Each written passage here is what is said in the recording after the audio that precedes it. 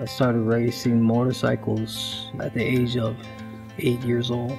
I got pushed from my older brother, Andrew. He used to always encourage me to go and see if he could race this guy, his friend's brother. Go ahead, and I'll take on the challenge.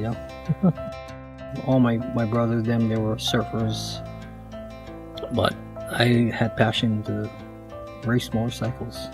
My first bike was actually a Briggs & Stratton lawnmower engine mini bike, and I raced that bike. It was like pushing that thing around the track because the mud was stuck between the brakes and the tire, and my brother's telling me to get off the track because everybody's laughing at you pushing the bike. I just wanted to finish the race. I pushed the bike all the way, and at the end of the race night, they actually called my name, and they had a little trophy. It was like a best contestants trophy.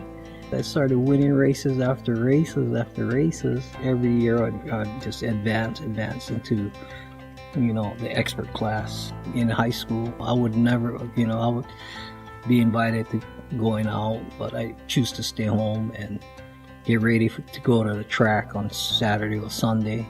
Basically, all my teenage years was basically racing. After high school, David found work fixing vehicles, applying the skills he had learned from his father and brothers. He continued to race until an injury at the track brought his motocross days to an end. We were at the track, and I just took a really bad spill. The bike hit me when I was sliding on the ground and broke my leg in 3 places. You ain't gonna race anymore. That's what I was thinking. To help with his physical therapy, David took up surfing, and it was there on the beaches of Hawaii that he met his wife, Cindy.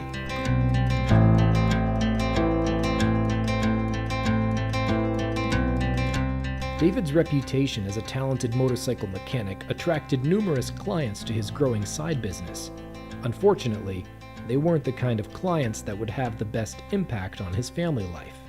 Instead of money, they offered me drugs. I said, you know what, I don't want to be doing it, but it's always just sell it. And they knew that I was taking the drugs, and then the drugs started coming more. My older brother used to tell me when he comes over, when he see people over, it's like that I should have Christ in my life, because he sees a lot of people here. I could start a ministry.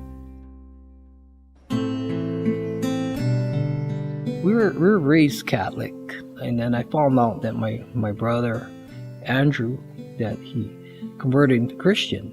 I listened to my brother because at that time when he came to us with Christianity was when the family was having a hard time. I got what he was trying to say to us, but it's just that because my life was so going full throttle, I got involved, started experimenting with crystal meth. The Lord was there already. He was always there, because in every trouble that I had, I always used to think, there's always Jesus.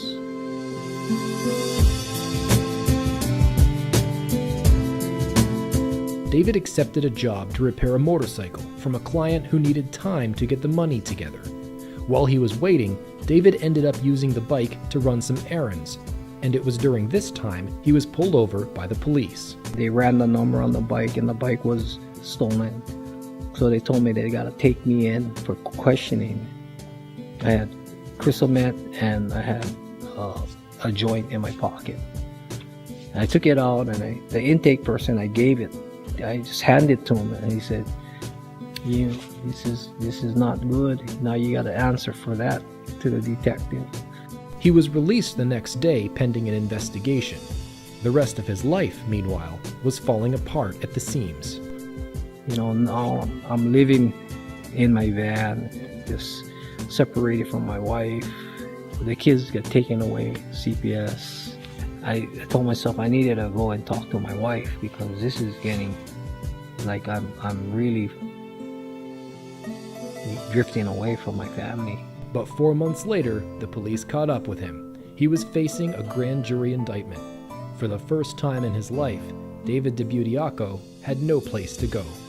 I started praying and getting sick, because I didn't realize how much addicted I was to drugs.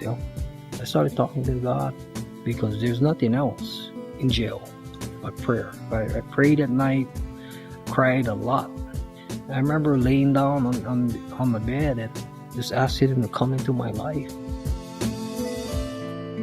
Upon his release, he dedicated himself to his recovery, completed a substance abuse program, and shifted his focus to a new passion: Jesus Christ.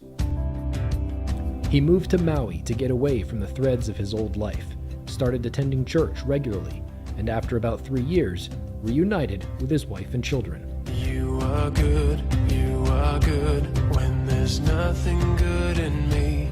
When I came here, I started working at the motorcycle shop in Maui, and never thought I was ever going to go back into racing because I was taking baby steps in my life. I just wanted to be focused on my sobriety, and I was praying about it, and I was asking the Lord, this is what you want me to do, I'll do it for you in the name of, for your glory. Having Christ in your life keeps you strong, makes you understand that you need to be there for the family and be there to let them know that Christ loves you. I just trust in Him. That's all you gotta do, is trust in Him. David is now a top competitor at the Maui Raceway Park, ministering to the men and women at the track and giving God all the glory for every victory he takes.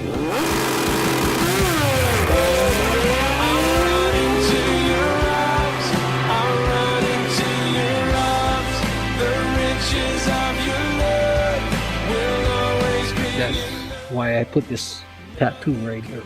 It's STWJC. It means stay tight with Jesus Christ. Without Him, I wouldn't be where I'm at right now in my life. No way.